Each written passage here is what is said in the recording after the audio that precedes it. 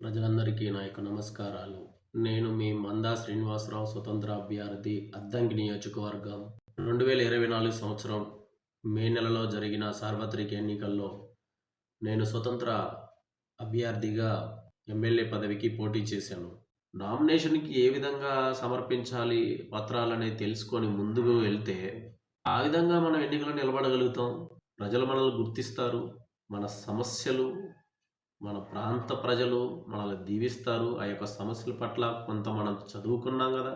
ఆ చదువుని మనకిచ్చిన భగవంతుడిచ్చిన జ్ఞానాన్ని బట్టి ఆ సమస్యల పట్ల మనం పోరాడగలుగుతాం. పోరాడడం అంటే ఏ విధంగా? మన అపోజిట్ ఉన్నటువంటి పార్టీలని ఎదిరించి దూషించమని కాదు.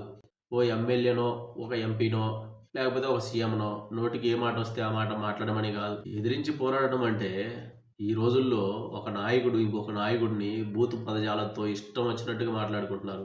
మరాళ్ళు చదివారో, చదవలేరో మరి నాకు తెలియదు.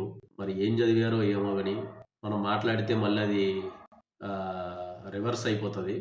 కనుక నేను మాట్లాడటం లేదు.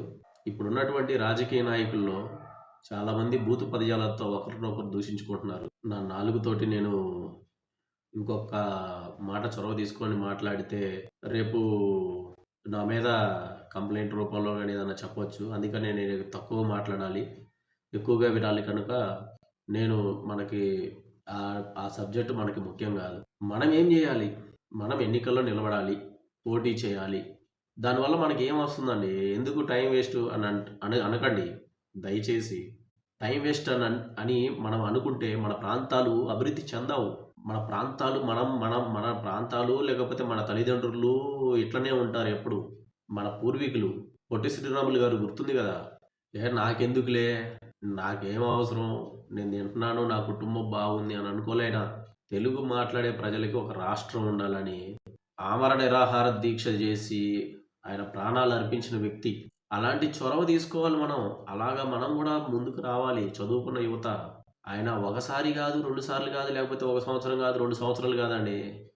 ఆయన జీవితాంతం వరకు పొట్టి శ్రీరాములు గారు ఆహ్, తెలుగు ప్రజల కోసం రాష్ట్రం ఉండాలని జెప్పి పోరాడారు. బలంగా పోరాడిన వ్యక్తి. కావాలంటే మీరు చదవండి. పాఠ్య పుస్తకాల్లో గాని, పొట్టి శ్రీరాములు గారి గురించి చాలా మ్యాటరు యొక్క గూగుల్‌లో గాని వెతకండి మీరు. ఆ విధంగా పట్టుదలతోటి సాధించారు.